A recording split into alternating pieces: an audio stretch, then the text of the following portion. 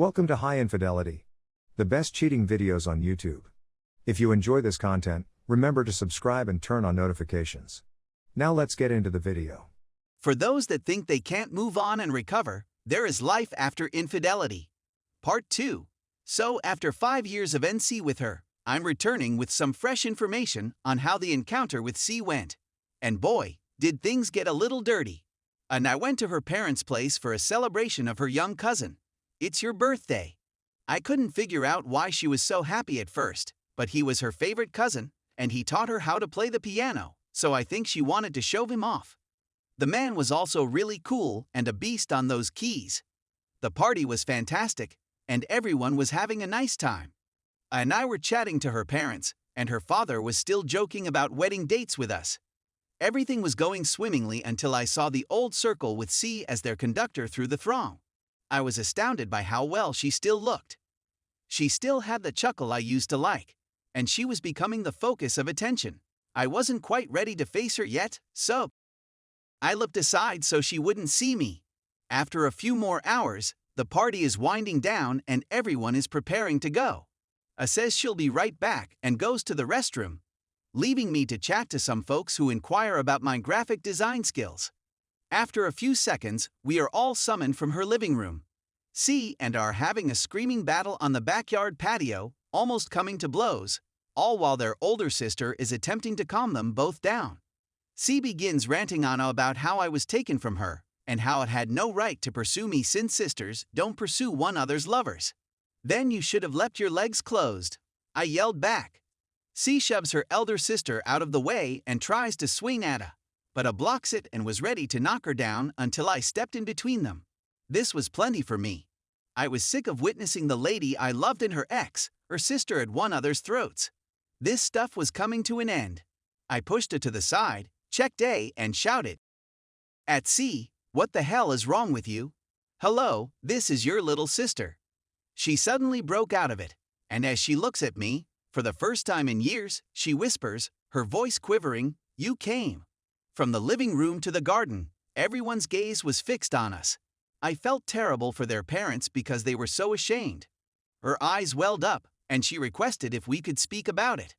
I knew there was no turning back, so I immediately said okay, but only on the condition that it remain with me. She attempted to explain that she wanted us to discuss alone, but I told her that this was not going to happen. Either she stayed or I walked. It didn't make a difference to me. I wanted it to remain since I don't have any secrets to tell her. She had opened up to me so much that I couldn't keep her out of this, not with her own family. She is now a member of my family, and she deserved to be a part of this. We made our way to the pool area when the conversation started as follows. "So, what's the deal? C, you're in excellent shape. Blue was always your favorite color, and it still is. It's wonderful to see you once again. I'm not going to fall for her trap, but I'll be nice. Thank you very much. What exactly is going on here? What exactly do you want? C, I understand that I don't deserve anything from you, but I just wanted you to know that I had been thinking about what I had done to you for a long time. You were so kind to me, and I completely botched up the situation.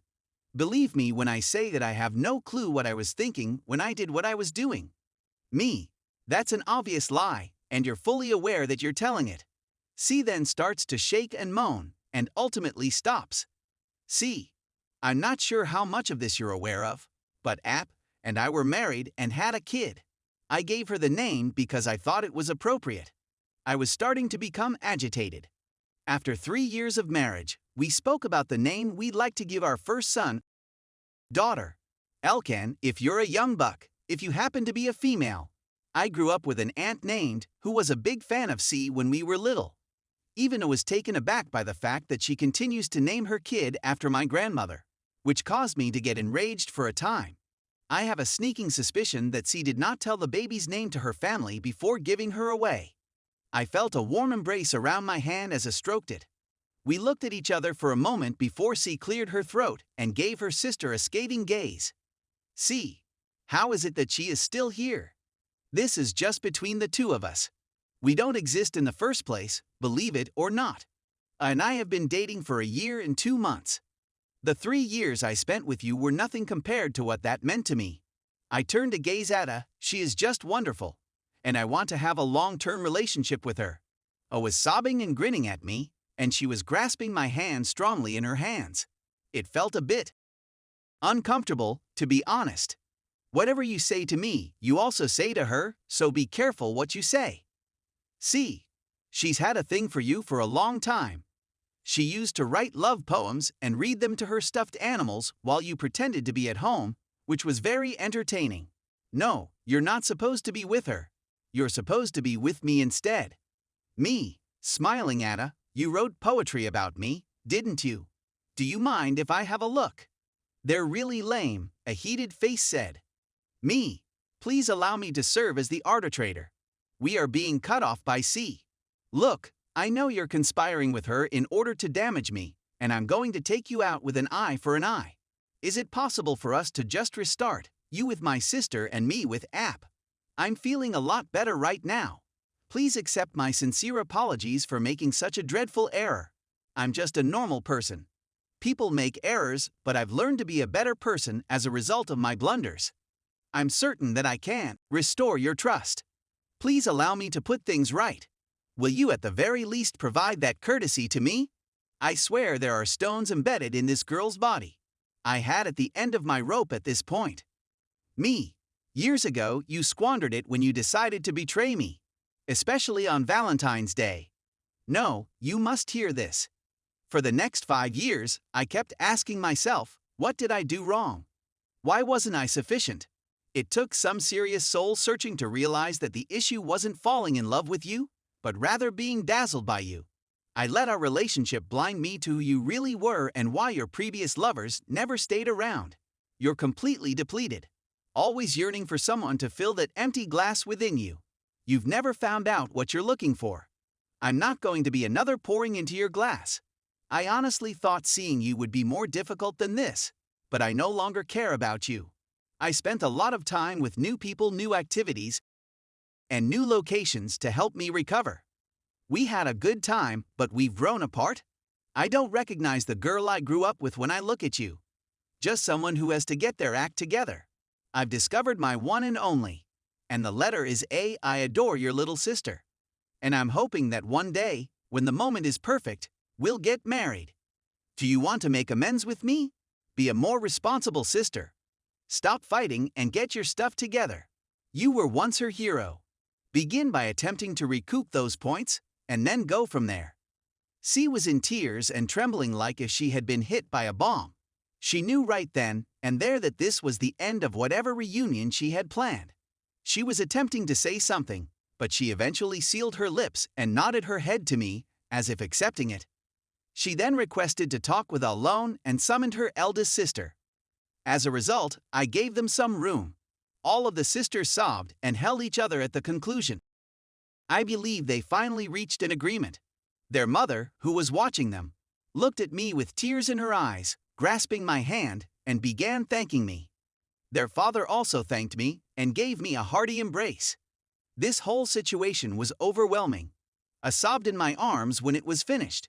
She continued thanking me and said that C had given us her blessing and that she loved me. She also asked if it was okay if she remained with her sisters at home with the family for a bit, stating they needed to finally completely catch up, to which I replied that it was okay. She urgently needs this. I instructed her to call me when she was ready. Those poems are still owed to me by her. I finally came home to write this. Oh my goodness, what a day! But I'm feeling better. Truly outstanding. I got my peace and assisted my GF's family in beginning the lengthy line of repairs. I never believed I'd receive this, but I did. With my sunglasses on, I can continue to look forward to a better future. To all the women and gentlemen across the globe and on this sub who are reading my narrative, I want to remind you that life does not end with heartbreak. You must keep pushing no matter how difficult it seems. Always aim for greater and never settle with second best. We are not backup plans. We have these scars as memories of how we overcame the worst suffering and turned it into a power. I realize how trite and silly that sounds, but time, patience, and good company can make a world of difference. It's never too late to start. You are deserving. We are all. Thrive, my friends, thrive. This may be my last article, but thank you so much for reading it, and please accept my apologies for the length. I didn't want to leave anything out. Everyone sends forth positive thoughts,